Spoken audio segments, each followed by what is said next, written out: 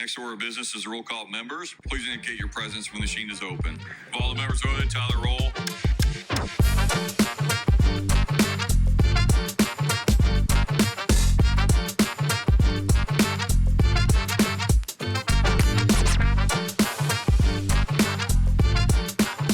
Welcome back to Sessions. I'm your host, Blake Johnson, alongside my good friend, Earl Harris Jr.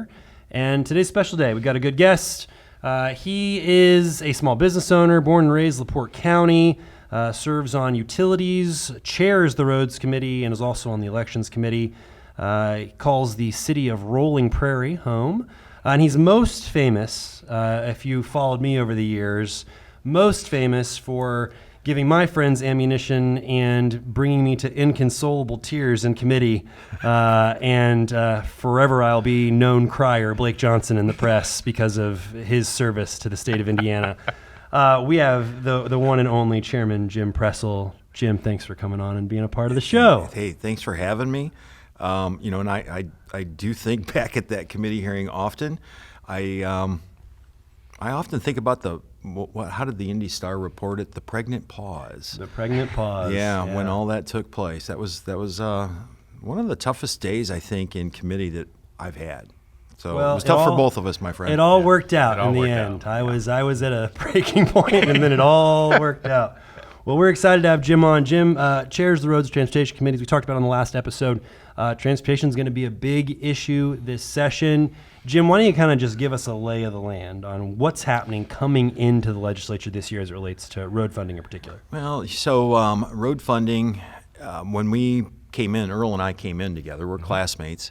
So when we came in 2017, we started with probably what's been labeled as the largest tax increase in Indiana, 10 cents per gallon. I had no idea I was going to get to vote on that my first year, but was excited at the same time because my constituents complain a lot about roads, a lot about infrastructure issues, and it comes down to dollars. And what we did in 2017 really set the stage as a fully funded road funding program.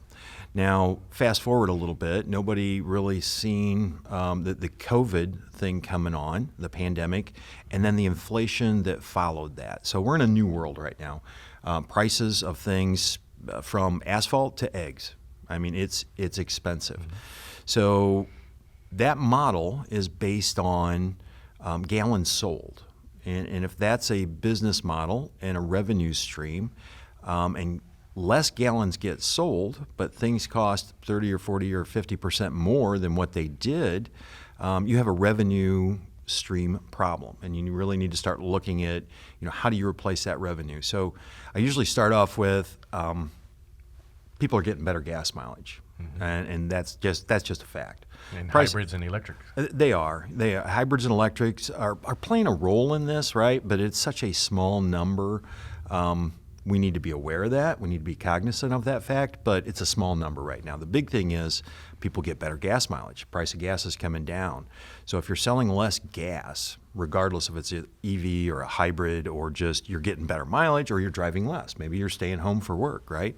We don't have the revenue to do what we need to do with road funding. So that really gets us to our problem. And when we look at kind of projections from people way smarter than I am. And us. Way smarter than us. They can, I'm okay with that. Yeah. Look into the future and go, by 2030, you're going to have a shortfall on the state side of road funding of about $1.2, $1.3 billion. That's a real number. So we're already seeing that. So I believe that 2030 number, that cliff, that you'll hear me refer to quite often probably this session, is it's getting to us faster than what even the people way smarter than all three of us, I think we've agreed to that, are projecting. So there's the local component too. So we're only talking about the state at 1.2 billion short, and what we have really figured out through LTAP, and again, people way smarter than me, doing projections, the local need is almost double what the state need is. Yeah. So that's what we're going to be focused on is figuring out how do we not hit that cliff. And I think we got to ask ourselves, first and foremost, what is the expectation of the infrastructure that we drive on, the infrastructure below the infrastructure that we drive on? what is our expectation? Because if our expectation is I love potholes, then we don't have a problem. If you our love paying for car repair, yeah, you really don't have exactly. Or if our expectation Tiny is tort reform, though. If we're going to do that. congestion. I love tort reform. That's a whole nother show, right? Yeah. So, congestion. One of my goals is to really figure out how do we make 70 6 lanes, border to border. How do we make 65? 65. 6 lanes, border to border. That congestion's real, and it's driven by Indiana's growing. We're doing a good job with economic development projects, and I love that we're doing that, right? But with that comes more people on the road. So that's the goal. And you mentioned the local concern. I think there are communities where to keep things just where they're at, it's $500,000 a year, right? And or $500 million a year. I'm sorry. In Indianapolis, that's it really is $500 million a year just to keep things where it's at. To fund improvements, you're looking at in some communities alone over $1 billion just to make things work. So this 2030, which is feeling much closer than it did before, is really kind of bearing down on folks. Well, and I want to follow up a little bit to what Blake just said. I think people forget this is going to impact depending on the condition of the roads. Some are going to need more help, which means more money. Some are going to be less. And then part of it also, as I believe we've discussed, is let's try to keep things where it's a maintenance only and less repair. Yeah. So speaking of smart people, there was a task force that actually delved into this over the interim. Yeah. Talk to us about results and lead us down the path of where we're going. So the task force, and actually it's a really weird name for a task force because the first task force, and don't ask me what the acronym stands for because I don't know. Maybe you've got it written down. Can't remember. Funding Indiana Roads for a Stronger, Safer Tomorrow Task Force. There you go. So that actually was put in place. See, notes help, Blake. Prior That's to great. I'm glad you keep them. prior to the 2017 bill that we voted on. Yeah. So the Senate decided we should bring back the first task force for the second time. So it's kind of like the second task force or the second 2.0. first task force. Yeah. This sounds like government. It is. Yeah. I'm like, I had no control over any of those. But so we listened to INDOT, we listened to industry stakeholders, and we listened to LTAP providing the local input at the task force. And we came to the conclusion that we need to fix our revenue stream. We need to take a look at community crossings and the distribution of that, what's right for it, and then set the stage for what does this look like in the future. That's really what came out of it. I'm sure we had better, cleaner bullet points that came out of it, but that's the reality. So we took a look at it. In my mind, I would have liked to have met a whole lot more often than what we did. We met twice last year, and the year prior to that, I think we met once. So whether timing was a factor in all that, I really don't know. I didn't get to chair that. I was a member of it. But I think more input would have been important, and that's what you're going to see me do in transportation. Sorry, Earl, I'm going to be taking up a lot of your time in committee this year. But we're going to have a really good conversation about that. Well, and I think that's a good way to go. I know that, as I remember correctly, and I don't ask me to give the specific locations, but we had people speak that have worked on this problem in other states. Yeah. So sometimes being not first is a good thing because you can see the path that others have chosen and go, yes, good idea, no bad idea. But I think, I know we're kind of having some fun with the fact of taking up time, but that's going to be a necessity is to have some good conversation and talk about different options that are on the table. Because no matter where you are, you're in a car, driving or riding somewhere. Yeah. And as you say, we don't want to be falling into potholes every condensed mile. Right. And we don't want to be stuck in traffic. Yeah. Right. I definitely don't like getting stuck in traffic. Everybody's got a really condensed timetable these days. We got to be here now. And that congestion's not the way to make that happen. And commerce, right? Yeah. So the motor carriers, they're very concerned. They're concerned that they don't want to pay anymore. And I get that. Nobody wants to pay anymore. We'll take a vote, right? Anybody want to pay anymore? No. Yeah. Unanimous. Actually, I do.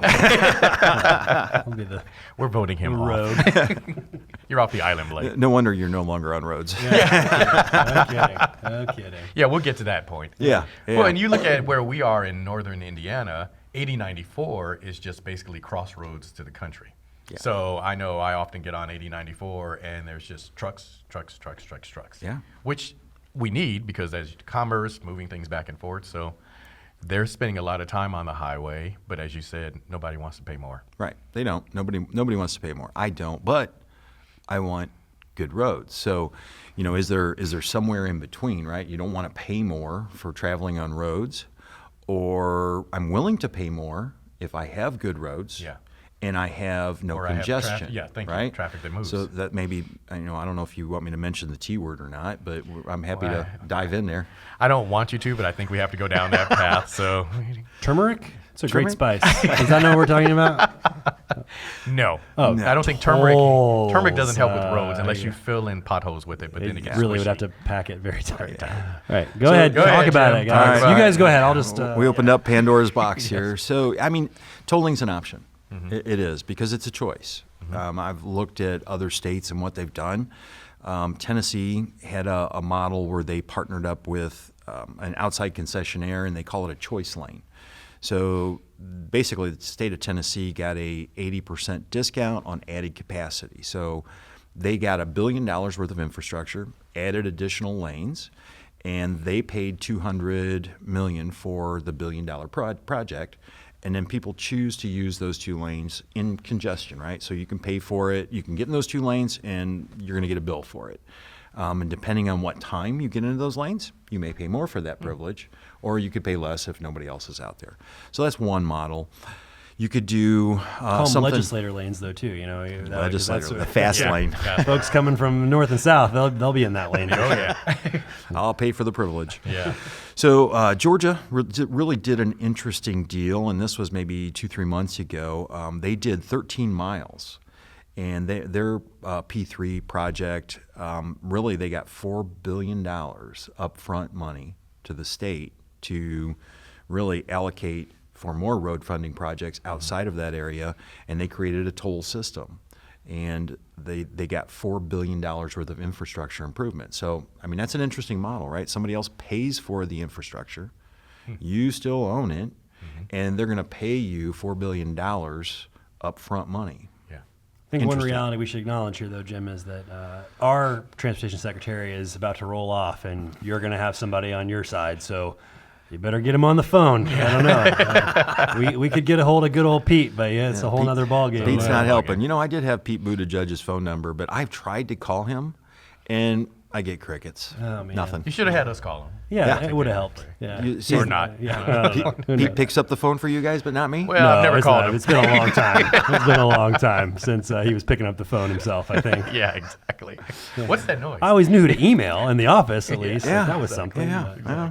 Interesting stuff. So that'll be part of the equation, Earl. I think this is not an Indiana specific problem. I talk to legislators across the nation, and they're all struggling with this, and they all have different models and different ideas, different thoughts, from VMT, vehicle miles traveled, Yeah, I was to gonna ask you about that. RUC, right, road usage charge, and really RUC is VMT with a new name because VMT got a bad name. So there's the RUC, there's choice lanes, like what Tennessee did. There are opportunities in the introduced bill that I put out there. Just some food for thought, right? Is this a good idea or not? Is having a user fee on delivered items, purchased that are delivered. Minnesota did it. There's been a few other states that have kind of toyed with this. So there's got to be some solutions on the local side that are going to be local options, is my thought, right? So what works for LaPorte County is not going to work for Lake County, and it's definitely not going to work for Indianapolis. Yeah. But if for Indianapolis, what the need is there is greater than LaPorte County, and I'm not going to need that. So it's more of a choice thing. I think what you're going to see us really talking about is putting tools in the toolbox, Yeah. and letting locals decide what tool is best for them. And I before we jump totally off the tolling thing, Yeah. you and I again are northern Indiana. Blake is here. When we talk about tolling, I know that's a dirty word in Oh, yeah. where you and I live. Yeah. But that tolling is not just in our area; it's talked about in other areas as well in the state. It is. So yeah, this is not going to be targeted to northern Indiana. So I have a toll road in my backyard, as you do, Yep. right? So I think everybody should have one. Let's share in that. And I think 70, all serious, 70 is a prime candidate in my mind because you can get across the state of Indiana. We're about 160 miles wide, and never stop to even buy in a Big Mac. Yeah. Fill up your car. Nothing. Bottle of water. Nothing. The question's really got to be, is it fair that Hoosiers pay for the added capacity, pay for the maintenance, when probably 70% of that traffic is out of state? So I think we should share some of that with people from out of state, from anywhere, and it's a user charge. It's a user fee for doing that, and that's been our model for quite some time. It's you pay for what you use, and I think Makes sense. this does make a lot of sense. And 65, at some point, I think there's a great argument to we should toll 65, but that's going to be decisions way above my pay grade. Our job really in this is to provide the executive branch the tools to do what they think is going to work, right? Yep. And suggest a lot of things. Put some framework in there. Yeah. So, and I'm a little cautious of that because we are in northern Indiana. So you're going to love this. In that introduced version, there's some guardrails. Go figure, guardrails in a road funding bill. Good word nice, choice. right? Yeah, So currently, in current law, the governor can do this right now without any action from the General Assembly. But it has to be located, it can be no nearer than 75 miles from an existing toll. So that allows, southern Indiana on 65, the toll bridge going across, they couldn't start it until 75 miles north. And in our area, they couldn't start it until 75 miles south. So that needs to stay in place until the waiver for tolling is at least applied for. So there's my guardrails. Okay. You're not going to put this on the burden or on the backs of northern Indiana. Yeah. Again. But I believe it's good policy that we consider tolling in other parts of the state. Okay. Jim, I give you a chance to talk about another initiative that I know is important to you and that is parallel important to me. We've talked in the past, and I think we were on a panel together recently where I mentioned that part of this conversation is around how we fund the infrastructure so it exists, so travel is easier and safer. And I kind of want to lean on the safer part for a second here. You championed an initiative to pilot work around construction zones and trying to reduce the rate of speed through those construction zones, make them safer for the workers. I know that was a big win for you to start to see data, and I'm guessing, and I'm actually certain, we're seeing data showing those construction zones are safer. Do you want to talk just a little bit about the work you did on that? I mean, that was a huge lift, and I appreciate your assistance on that too. So, getting that across the finish line, I think it took 4 years to do. We put a lot of safeguards in that, and it's a conversation about how do we protect the traveling motorist along with construction workers in that. So, I mean, it's interesting. Everybody thought that was really about protecting the construction worker only. But the reality is more accidents and more injuries and more fatalities were on the traveling motorist side. Yeah. So it's about protecting everybody. And realistically, we just need to be aware. You need to slow down. There are times you need to slow down. And I'm guilty as, everybody else when I'm driving down the road. I'm probably driving more than the speed limit, right? But you just need to pause a minute in those construction zones and take an extra 30 seconds because an extra 30 seconds wasted on my life is a lifetime that somebody is still going to live. Yeah. So it's been a good result. We're dropping speeds in there by an average of 8 miles an hour. I mean, it's been really good. When we were in committee, and I won't get into the exact details of the story, but there was a story told of something that happened and the impact that had on a family that didn't leave a dry eye in the committee. And I think you're right. We're in a vehicle. You're looking at people that are working to make our roads better and safer. They don't have any protection. I mean, even if there's a little protection there of a small wall, it's not going to stop a vehicle that's going too fast. Right.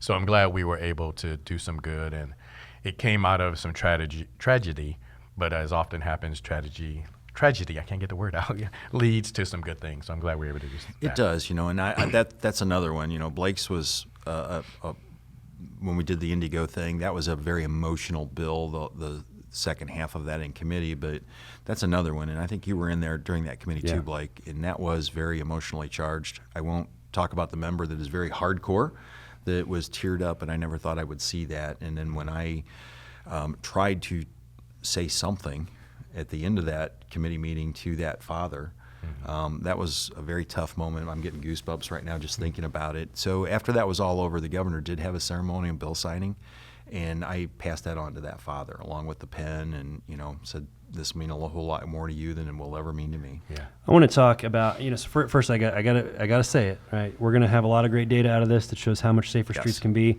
Same could be applied to school zones. That Yes. I'll keep fighting for that. And Do you have we'll a bill for that? Yeah, I got a bill. There's an app for that. I got a bill. I do want to say, just kind of along the same lines, like I think it's interesting. I was talking to another member of the roads committee, and he said to me when we first came in, he's like, I didn't expect the roads committee to be a place where like there would be like these sort of big emotional moments or really controversial conversations or tough conversations. Like that didn't feel like the committee where that was going to happen. But in the time you've been chair, there have been tons of emotional moments, tons of tough discussions. I mean, we're memorializing individuals on bridges and roads. Did you expect that coming in? Did you have a kind of understanding of just how the kind of range of human experience that exists on the Roads and Transportation Committee? No, I had no idea. I served on roads for 2 years, and during that 2-year time frame, we didn't do a whole lot. We named some roads and some bridges, and we did some minor stuff, right? But I had no idea when I became chairman of that committee that the challenges and the emotion that leads to those challenges would be anything like what it is. I mean, even when we talked about distracted driving and just people that testify and are willing to be so brave as to pour their soul out in front of total strangers and be archived forever is just so commendable and touching, right? But that gets us to good policy. But man, it's been tough in a lot of those issues. I don't know how much time we have left because we haven't been paying attention. We haven't been, but we have. We can just have it on the show. Jacob, how much time we got? Wait, you got any idea? He's taking a nap. We'll just keep. We got 5 more minutes. All right. Okay, I want that in the show. I don't want that edited out. No, This is we'll how it keep that works. in. We need Jacob. Without Jacob, nothing happens. But we have to make sure that the 2 still members of Roads and Transportation have a conversation with you about why you're no longer on the committee. That's how we'll finish. Let me ask you this first, okay? How does a guy, all right, Jim Pressel, James, how does Jim works really well. How does Jim Pressel, home builder, small business owner, Rolling Prairie, Indiana, how you end up in the State House? What was kind of your path getting here? It was tequila and bad judgment. Well, I think that's how Natalie would say she ended up married to me. So I understand that. Yeah.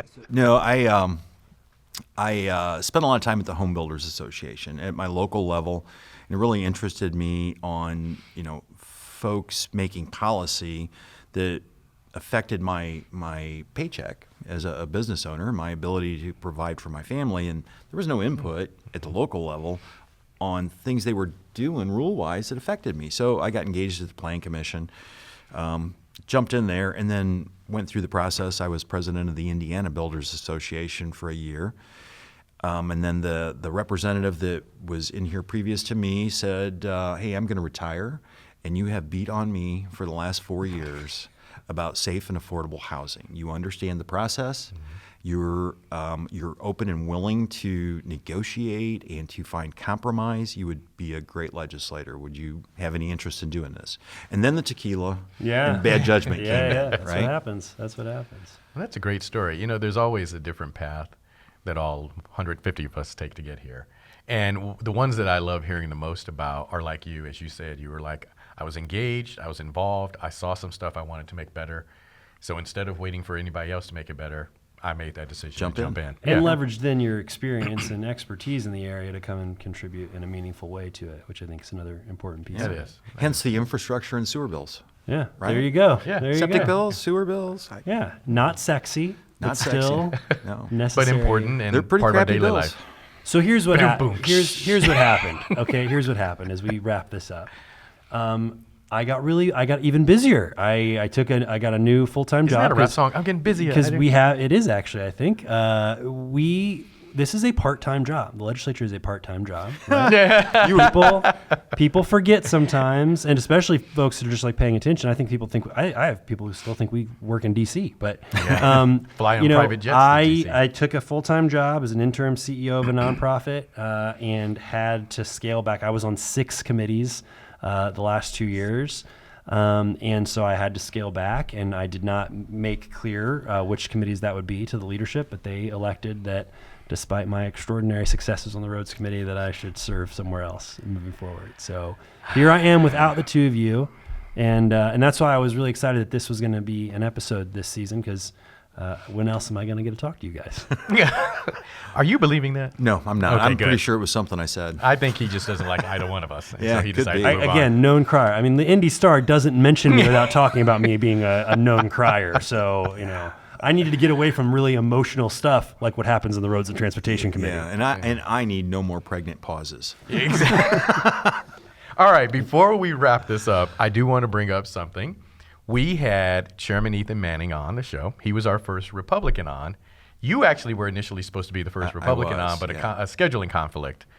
So glad that you're on. We The were other talking thing- about him coming on when it was just the Blake Johnson show. Yeah. Oh, so even that all the wasn't way my back influence. then. But he wouldn't do it then. He couldn't. Oh, so it is What? because now of my wait a minute. influence. Back the bus up. You being here is what made the difference, Earl. I didn't He's wanna like, brag. You're Mr. Civility. It all made sense. He knew. He could trust the could. sanctity of this space. I would not put him down a bad path and That's make him right. look bad. So where I also want to go with this is we've had two Republicans on the show. Yeah. Chairman Pressel II. Apparently, after Chairman Manning being on the show, Speaker Houston did not put out an all email to you to stay away as No. a Republican. No. So we appreciate that. I thought you were going to say Speaker Houston has now agreed to come on the show. Well, we're hoping that's Have next. you made that invitation yet? We're going to have that conversation. Yeah, we need Jim to go back. and if Jim can us. help us I out mean, with help, that. I'll can help ask us the out with speaker. I think he'd be interested. But We won't I'm not even speaking for the speaker. ask him about Illinois secession. Yeah, we we won't even do it and just leave it alone. We are a welcoming state. Yeah, I say, Indiana welcomes all. If they want to join us, I say let's let them. But let's toll them on the way in. Thank you. There you go. Thanks for tuning in. We'll see you next time.